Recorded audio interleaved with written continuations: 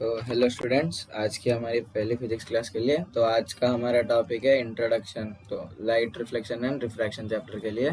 तो पहले हम जाते हैं कि इम्पोर्टेंट पॉइंट्स के ऊपर। तो light travels at a speed of nearly 3 × 10⁸ metre per second, जो कि सारी इलेक्ट्रोमैग्नेटिक वेव्स के लिए सेम होता है कि 3 × 10⁸ मीटर पर सेकेंड। और इन एयर एंड वैक्यूम, तो वाटर में इसका अलग होगा। तो wavelength range of visible light is 400 nanometre to 700 nanometre. जो भी ये 400 नैनोमीटर है वो वायलेट कलर के लिए होता है, और जो भी ये है वो रेड कलर के लिए होता है। ठीक है, तो ये हुआ वायलेट के लिए। तो वायलेट और रेड मतलब जो भी रेनबो कलर्स होते हैं उनके लिए। और ये उसको एंगस्ट्रम में कन्वर्ट करेंगे तो 4000 एंगस्ट्रम टू 7000 एंगस्ट्रम में आएगा। तो एक है कि 10⁻⁻9 नैनोमीटर मीटर हो जाता है 1 नैनोमीटर, और 1 एंगस्ट्रम जो होता है 10⁻⁻10 मीटर्स होता है। ठीक है, तो अब जाते हैं अगले के लिए। The visible light violet colour has the lowest wavelength, जो कि है 400 नैनोमीटर, और red colour has highest wavelength 700 nanometre, जो कि पहले देखा था हमने। और light is an electromagnetic wave, वो तो सबको पता है। And all electromagnetic waves travel with the speed of light, जो कि है 3 × 10⁸ मीटर पर सेकेंड। तो और अब नेक्स्ट पॉइंट, इलेक्ट्रोमैग्नेट की वेव्स आर ट्रांसवर्स। तो जो भी है वेव्स होते हैं दो प्रकार की, एक लॉन्गिट्यूडनल होती है, एक ट्रांसवर्स वेव होती है। तो इलेक्ट्रोमैग्नेट की वेव्स जो भी है पूरे ट्रांसवर्स वेव्स में आते हैं, जैसे एक्स रेस, गामा रेस जो भी है पूरे इसी में आते हैं। और ये जो है एक इम्पॉर्टेंट सा फॉर्मूला है, उसके लिए स्टार मार्क किया हुआ है इधर। तो speed equals to frequency into wavelength. तो ये लो लाइट रे के बारे में होती है। तो अब सपोज हम चलो दो मीडियम ले लेते हैं इसे इजीली समझने के लिए। एक है अपना एयर और दूसरे तरफ होगा वाटर। तो जो भी लाइट रे एयर में से जब भी वाटर में जाती है तो बेंड होती है। तो इधर जो भी इसकी स्पीड होगी और इधर जो भी इसकी स्पीड होगी उसमें डिफरेंस होगा, क्योंकि एयर में ज़्यादा होती है। एयर में होती है 3 × 10⁸ मीटर पर सेकेंड, और वाटर में उसमें थोड़ी सी कम हो जाएगी। ठीक है, और जब स्पीड बदलती है तो हाँ साथ ही साथ वेवलेंथ भी बदलती है, लेकिन ये जो भी फ्रीक्वेंसी है वो उसको कांस्टेंट ही रहती है, कोई भी मीडियम में जाने को वेव को जो भी स्टार्टिंग में होगी वही कंटिन्यू होगी। और when a wave travels from a medium to another medium, frequency of wave does not change, जो अभी पहले डिस्कस किया था।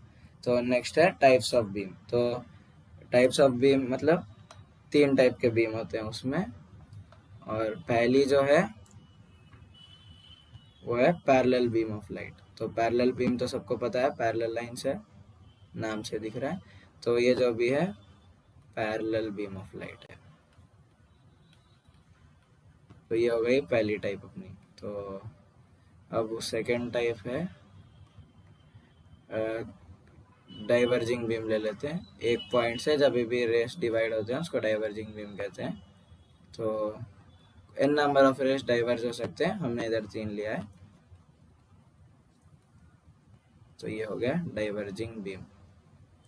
और थर्ड जो भी है अपना कन्वर्जिंग बीम। जो कन्वर्जिंग मतलब नाम से पता चलता है कि डाइवर्जिंग का उल्टा है। तो ये पॉइंट है तो सारे रेस आके पॉइंट पे मिलते हैं। ठीक है, तो ये हो गया कन्वर्जिंग रेस। और एरो मार्क मतलब रे डायरेक्शन होता है। और ये हो गया कन्वर्जिंग बीम। तो ये 3 टाइप के बीम होते हैं। तो नेक्स्ट जाते हैं रिफ्लेक्शन बाय प्लेन मिरर। तो ये जो भी है अपना, ये है अपना मिरर। ठीक है, तो ये हो गया अपना मिरर। तो ये जो भी लाइट रे है ये निकलती है सोर्स ऑफ लाइट से। तो सोर्स ऑफ लाइट कुछ भी हो सकता है, लुमिनस या नॉन लुमिनस। लुमिनस मतलब objects which emit their own light, मतलब जिसके खुद की लाइट होती है। जैसे सन है एक लुमिनियस बॉडी। ठीक है, तो उसके बारे में अभी डेफिनेशन ज़रूरत नहीं है, तो हम इसे जाते हैं। तो ये है देखो इंसिडेंट रे। ये एरो मार्क इंडिकेट करता है कि ये मिरर पे गिर रही। तो ये मिरर जो भी है रिफ्लेक्टिंग सरफेस हुआ। तो मिरर के भी 2 सरफेस होते हैं, एक रिफ्लेक्टिंग होता है, एक सिल्वर्ड सरफेस होता है। अगर उसको सिल्वर्ड सरफेस नहीं लगाया जाए, कोट रहती है जिसको ग्लास पे लगाया जाता है एक तरफ कि वो रिफ्लेक्ट कर सके। और ये जो भी जब भी कोई मिरर पे गिरेगा तो वो कॉमन चीज़ है कि वो रिफ्लेक्ट होगी। तो ये है रिफ्लेक्टेड रे का पार्ट। ठीक है, और ये जो भी रिफ्लेक्ट हो रही है एकदम मिरर को परपेंडिकुलर एक लाइन ड्रॉ करी जाती है। देखो ये नॉर्मल जो ड्रॉ किया हुआ है। तो और ये नॉर्मल हमेशा परपेंडिकुलर होती है मिरर से। तो इसमें ये हुआ तो नॉर्मल क्यों ड्रॉ करी जाती है, क्योंकि एंगल ऑफ इंसिडेंस और एंगल ऑफ रिफ्लेक्शन को मेजर किया जाए। तो ये तरफ हुआ एंगल ऑफ इंसिडेंस, ये हुआ एंगल ऑफ रिफ्लेक्शन। और एक प्रॉपर्टी होती है कि angle of incidence is always equals to angle of reflection. आप कोई भी ड्रॉ डायग्राम में देख लीजिए, एंगल ऑफ इंसिडेंस और एंगल ऑफ रिफ्लेक्शन हमेशा सेम होता है।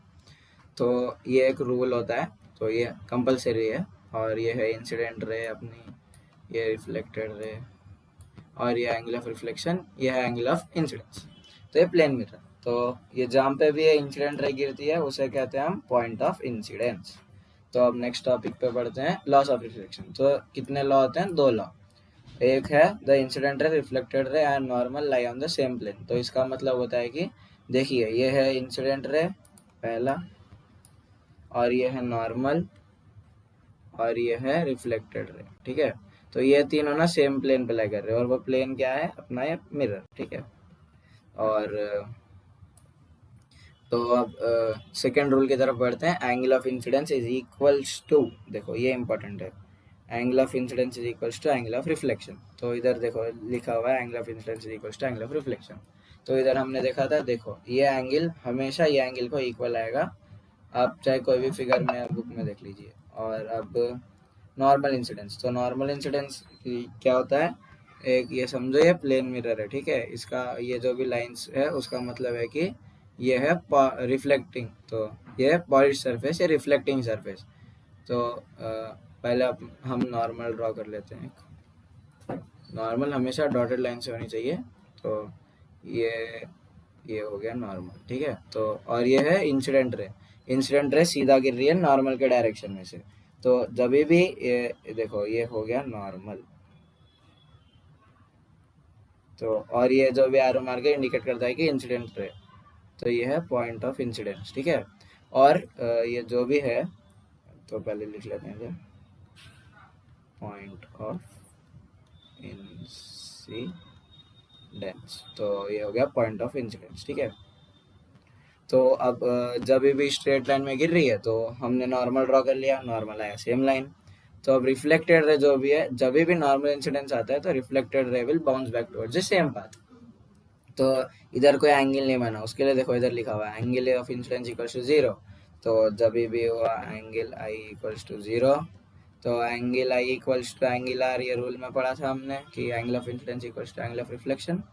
तो अपना एंगल ऑफ रिफ्लेक्शन भी हुआ 0। तो कोई एंगल फॉर्म नहीं होता, तो ये नॉर्मल इंसिडेंस हो गया। तो हम नेक्स्ट टॉपिक की ओर बढ़ते हैं, angle of deviation by plane mirror. तो ये देखिए ये हमारा है पॉलिश सरफेस और ये है रिफ्लेक्टिंग सरफेस।